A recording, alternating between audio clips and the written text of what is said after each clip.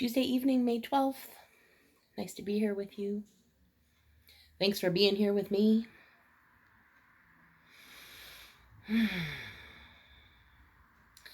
Sometimes it feels like one day just becomes the next day, just becomes the next day. Well, I guess technically that's how life works, really, as we keep marching forward in the calendar. That's sort of how it's worked for the last, 2020 years anyway, that we've been documenting it. But you get what I mean. Like, it's been 60 days now, or close to 60 days, that we've been in considered lockdown. At the beginning of this, I know that I was literally living up here, not breathing very deeply, certainly not grounded, feeling really scared and really sort of on the lookout for the danger that I could feel in the air. And because over the last 60 days, I've implemented some strategies and put some safeguards in place, I have now spent the last 59 days in a constructive way, as opposed to being completely destructive. And so it's really easy for me to beat myself up about all the things that I'm not doing. So, for instance, making myself a list of the 21 things that I need to get done today, or that I'd like to get done today, and then counting them up at the end of the day. And instead of counting the things that I have done and being proud of those, and literally just allowing that stuff to land. Because every single one of those is an accomplishment. It's an agreement that I kept with myself. But why is it that I have a tendency to go to that place of, you didn't do that yet again, way to go. What's wrong with you? It's such an easy go-to place. It's so immediate. Beating ourselves up. I'm kind of tired of that story. I'm kind of tired of that thing playing out over and over and over again, and that being the first thing that I go to, the default button, if you will. And so now I'm reminded of some classes that I took in some self-development that were like, we're the hardware. So if we're the hardware, then we need to upgrade our software every once in a while. So what's been running in the background is this software from 1986, when computers were took up whole rooms, and it's old and it's tired and it's worn out, but it's the default. And so it takes some concerted effort to go looking and try and, oh, there it is. Okay, I need to unplug that system. And what do I want? What do I want? What do I want? Get really clear about that and replace what I've taken out with what I want. Because if I just leave it blank, this has a tendency to seep back in. So as I gain clarity and as I get clearer about what it is that I want, and I start refining that, it starts to become a clearer and clearer and more focused picture. I'm adjusting the aperture, if you will. And it's coming into focus, but it isn't there yet. But instead of being mad at myself that why don't you have that yet? You should have that yet. You've been working at this nonstop. What's wrong with you? To, wow, T, how amazing is that? 16 years ago, you spent 5 years of your life on a couch. You could barely function. You were barely able to lift your head off the pillow some days. You were in some really deep and dark and murky places.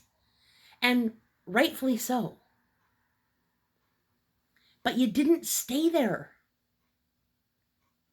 And that is what matters, right? So given the opportunity that I was given at this point in time, where I had two choices: revert back to the old programming, the habitual habit, the default place, and find myself there yet again in that groggy, murky, not so fun place, or start to implement strategies that will get me out of those places when I feel like I'm there. And effectively, that's what I've been able to put together as a foundation over the last 30 to 60 days on a daily basis, right? I wake up every day, I have my list, I'm following through on my rituals, I'm making me a priority. It's uncommon. It's unpracticed. It's unfamiliar. It's a bit strange. But I'm worth it. And so are you. And I keep coming back to this realization that, I became a mom at 17 years old. Like, what does a 17-year-old know? And of course, at the time, I thought I knew everything. And I thought all of those people were idiots. And I thought that I had it all figured out and that I was going to pull this off no problem. Of course, then the reality hit that it's a little far away from the actual events that happened and unfolded. But I have no regrets in that place. I have been in service to my children and community for so long. It's just the natural, oh, okay, well, that's what I'm doing. And now, 30 years later, I'm specifically taking a look at what still serves me and what doesn't. And then being willing to say, you know what, this isn't working for me. This is what I need help and support with. Would you be willing to pick up the slack in this area so that I don't feel this intensity and this level of stress about feeling responsible for everybody and to everybody? And it's new. And although it's a bit exciting, because there's lots of unknowns in there, it's also going to be a practice to make that the new normal. And even though it's exciting, I'm trepidatious. I'm a little scared. There's so many things that I'm like, oh, I can't see that yet. I don't know what that looks like yet. It's not quite into focus. But I step further and further into faith every day. So from hope to faith, taking the leap from hoping that it's true to having faith that it is. And as I do my practices every day, and I ground myself every day, and I add little pieces to the puzzle, and things start to click into place, I get to learn something new every day. I get to feed a new passion of mine every day. I get to take notice of what it is that I need, what it is that I feel, what it is that I like, what it is that I don't like, what I do want, what I don't want. I get to take notice of that. And for the first time in my life, I'm number 1 on my list. And potentially, if you're going to do that in your life, that might ruffle some feathers, especially if people are used to you being 10th or 90th or, somewhere way far away from the top of your list. Because people get used to treating us the way that we've taught them to, by tolerating some of the things and not putting boundaries and having healthy discussions around what works and what doesn't work, instead of just going, oh, okay, I guess I'll take that on too. That must be my responsibility. But the problem is, even though I may not be cognizant of it and it's not a forward-thinking thought, there is a resentment building that is an undercurrent. And that undercurrent can tow me down and has taken me out many times. As I engage in all of the things I do on a daily basis, today was health coaching day. And after my hour phone call and the days leading up to it, with all the homework that I'm doing around food specifically, my relationship to food, understanding why I was informed in the ways that I was to use food as a friend, an enemy, a lover, a hater, you name it, it became the thing. And as I start to peel back the layers of that and just take a gentle and tiny look at it, I recover more of myself. Those fragmented pieces start to mend. And the fabric starts to become stronger.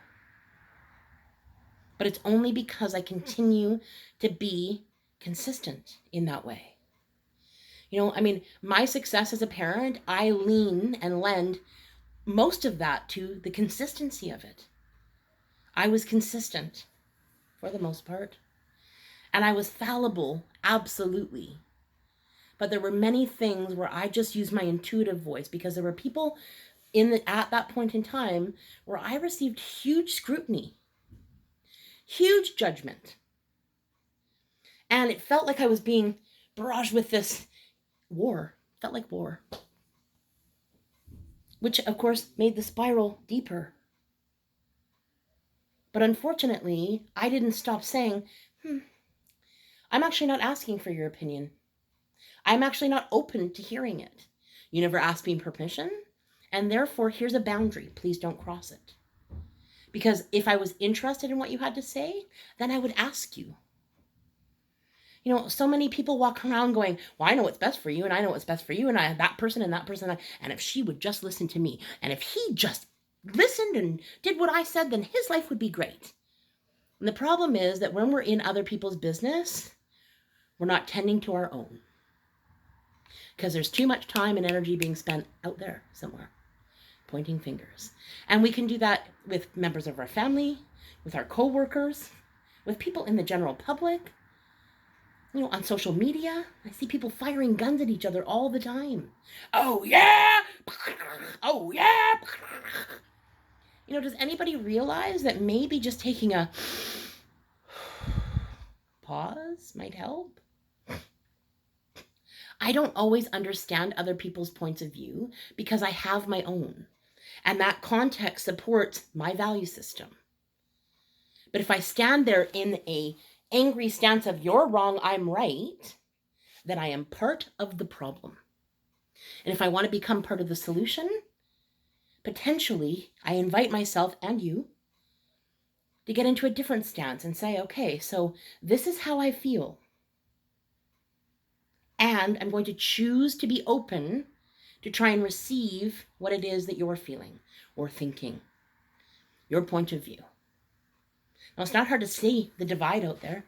Look anywhere, particularly American politics. But we have our own problems in our own backyard right here in Canada. You know, my experience is that leadership, when called to action, will sometimes have to adjust and pivot and find the way that works and engage with, you know, each other in a way that's loving and kind and generous and gentle, instead of, oh yeah, always being prepared and ready for, all right, okay, bring it on. I'm ready for you. I'm listening. I mean, the truth is, you know, the energy's off. You can feel it, right? Love is all there is. It is the answer to every question. It is the essence of our being. And love does not judge, is not unkind, is not unjust, is not seeking for revenge, and is not seeking to be right. Love is all encompassing. Love is accepting. And I'm now recently in this place of really learning how to love myself. Because for most of my life, I've walked around hating me. And the hate that I've given to me is abuse. It is self-abuse. And so I have a long list of abuse that I've endured, that I've been victimized by. Lots of perpetrators along the way. Some of them I was married to. Some of them are strangers. But I have attracted a lot of people doing things to me throughout my life. And now I'm looking to switch that into understanding,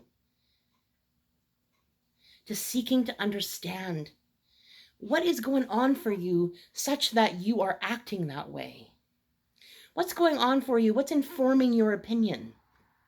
Can we talk about this peacefully?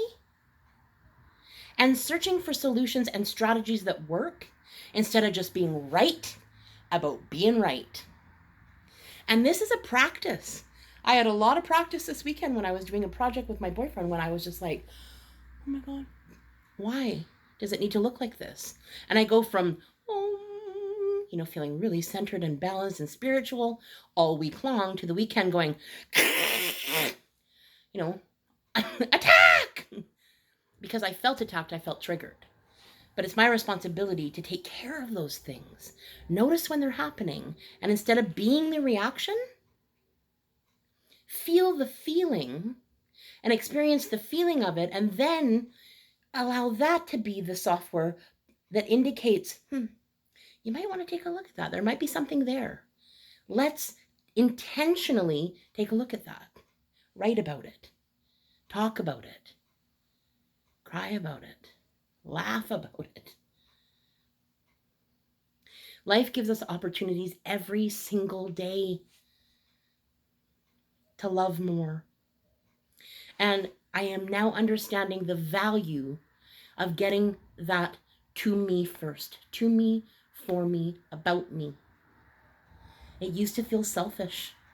It used to feel like I wasn't worth that I didn't earn it enough, that I was going to eventually get to this place, this special place somewhere out there in maybe someday land, that when I landed there, then I would be worth taking the time, taking the care and consideration, and loving myself fully, and not hiding from those places by shoving food in my face.